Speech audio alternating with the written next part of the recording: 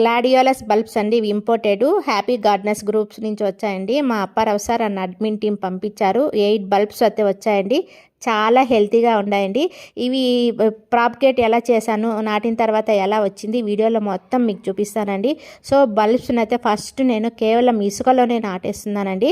Already Indian bulbs అయితే నాటాను, success అయింది. ఇప్పుడు మనము ఇంపోర్టెడ్ కూడా ఇలాగే అండి, సేమ్ ఇసుక, కేవలం చిన్న కంటైనర్ చాలండి. కేవలం ఇసుకలోనే ఇలా పైకి మరీ లోతుగా నాటకూడదు, ఇలా పైకి ఇలా ఉండేటట్లు ఇలా నాటాలన్నమాట.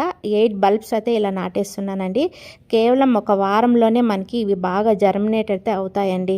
చూడండి, ఇలా పైకి కనిపించేటట్లు మరీ లోతుకైతే అవసరం లేదు. ఇలా 8 బల్బ్స్ అయితే ఇలా పక్క పక్కనే నాటేస్తున్నాను. డైలీ వాటర్ అయితే పోయినవసరం లేదండి. నేను ఒక 3 రోజులకు 4 రోజులు కేవలం అట్లా చిలకరిస్తూ ఉన్నాను.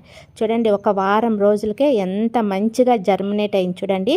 8 బల్బ్స్ వేసాను, 8 కూడా వచ్చేసాయండి. 2 సెట్స్ అయితే తెప్పించుకున్నానండి. 2 సక్సెస్ అనమాట. నా ఆనందానికి అవధులు లేవు. So thank you happy gardeners గ్రూప్స్కి, చాలా కృతజ్ఞరాలనండి. ఏది పంపించినా కూడా 100% సక్సెస్ రేట్ అనేది ఉంటుంది. ఎంత మంచిగా చూడండి, 10 డేస్కే నాకు చాలా హైట్ అయితే వచ్చేసింది. Thank you admin team.